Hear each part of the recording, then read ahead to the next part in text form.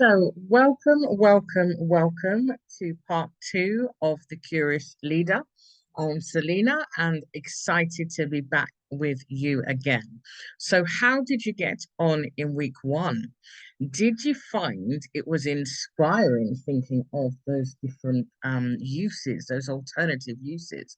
Or did you go into panic mode? I'm really intrigued to hear how you got on. And as we said, it's really interesting to see how our brain works.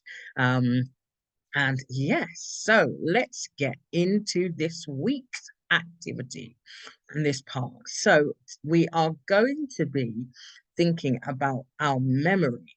And I've got a really interesting interactive activity for you today. You may need someone to support you with it.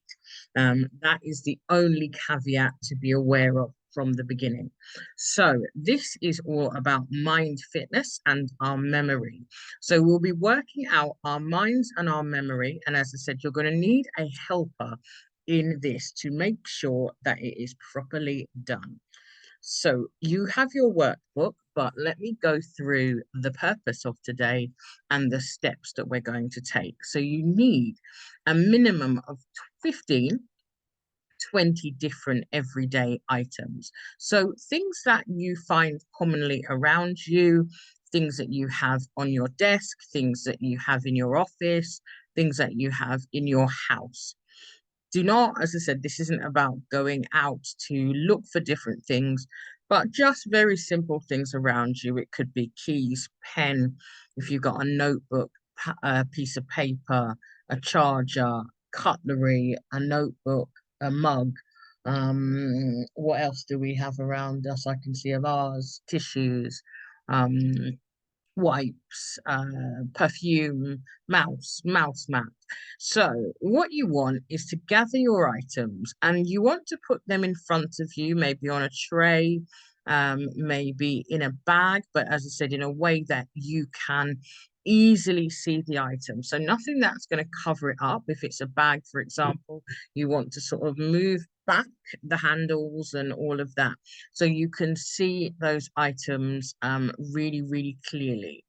And what you want, ideally things that are different sizes, textures, shapes, and uses as well. As I said, don't overthink this part, but just sort of maybe grab what you have around you and what's really simple. Then the second part of it is you want to take a few minutes to really look at the items in detail. Study what different colors, what are the specifics of the items that you have. So if it's a charger, is it a white iPhone charger that, really note things like that? Is it a red spoon that's a particular size? So see what you can remember. Then the next part, and as I said, this is where your help particularly may be needed, is you want to either blindfold yourself or cover your eyes in some way while your helper or individual that's supporting you takes away about 3 to 5 of the items.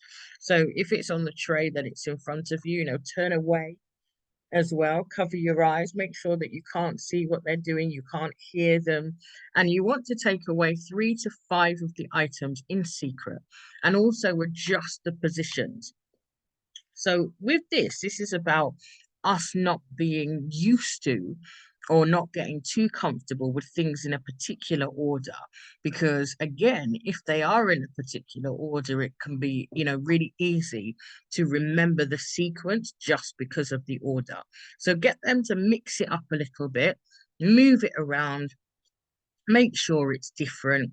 Then, once they've done that, you take your blindfolds off, you turn back around, or they bring back the tray or the bag, or put it back out in front of you, and you have 1 minute, quick fire round to list as many items as you remember that are still on the tray, and also noting what's been removed. You'll see this in your workbooks as well. Take a moment to reflect on the experience, how you felt before, during, after. What were some key lessons and applications, particularly around curiosity, around business, and around leadership? So, are there, again, this exercise, purpose of this exercise is thinking about our blind spots as well. What are you missing? What's missing from our business? What's missing from what we're doing? What that we don't even realize? So taken away, like, do you notice something's been taken away? Also, how things change and how we adapt to that change when things are moved around, when things are different, when things are not in our normal place. How does that make you feel? So take some time, as I said, to, on the reflection. But as you're going through, just quick fire, notice when procrastination sets in, list what you can remember, think about your observations, your reflections, and where might you need support as well. And as always, your next steps and your actions.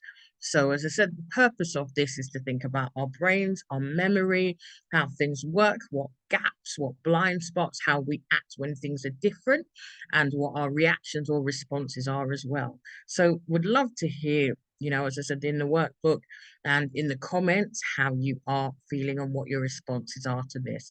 Again, no judgment, have fun with it, and do play full out. Thank you. Look forward to the next time.